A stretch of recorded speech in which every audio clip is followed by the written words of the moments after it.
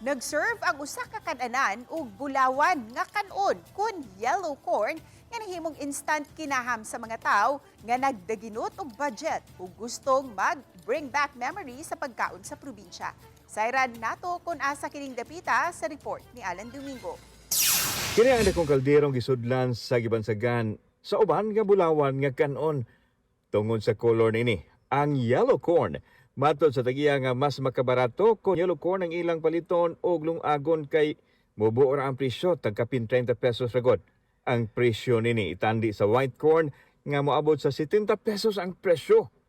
Gitawag usab sa uban nga masyaw ang yellow corn. Barato ra apan lami-lamyon. Perfect match ang yellow corn nga kanon sa tanang matang sa sudan apan mas lami gyud kung parisan og sinabaw aron dali matulon. Gawas nga makadaginot usa sa tumong nini nga makasinati pagbalik ang mga tawo gikan sa probinsya sa kanhiay nga panahon o bring back memories sa probinsya diin ang bulawan nga kanon kanunay nga ibangil sa kagutom. Sa una ka sir, murag bihit ka syudad. Sa murag ni uli ka sa probinsya. Kailangan sir ba, murag balik sa una ba. Ang kanon ug ang sudan ang naghatag og grasya sa magtiayong Arnel ug Vilma kinsa mipaambit usab sa uban nga mga tawo nga nahatagan usab og panginabuhi pinaagi sa ilang kananan. Sir, ang puti sir ba, bro, taas ang presyo. Bilang kilo aning yellow corn? Ang yellow corn is 35. Okay, so halinon ba sab? Oh, halos sir.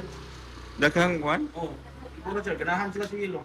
Kaon tag kanon nga bulawan. Kita eh. Mo ni yellow corn, mo ni makarelate ang taga-probinsya ani.